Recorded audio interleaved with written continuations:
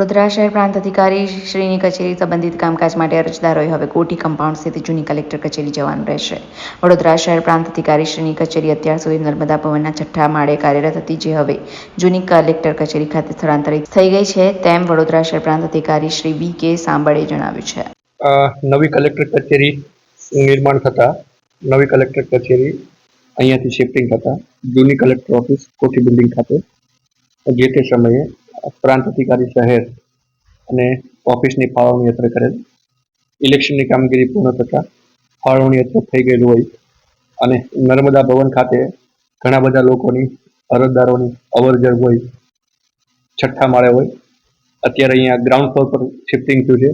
આથી વડોદરા શહેરના તમામ શહેરીજનોને જાણવા જોગ વિનંતી છે કે જે કંઈ પણ કામ સિટી પ્રાંત વડોદરા શહેરને લગત હોય તેના માટે હવે નર્મદા ભવન 6ઠ્ઠા માળના બદલે આજથી શહેર પ્રાંત કચેરી કોઠી બિલ્ડિંગ ગ્રાઉન્ડ ફ્લોર પર બેસવાની છે।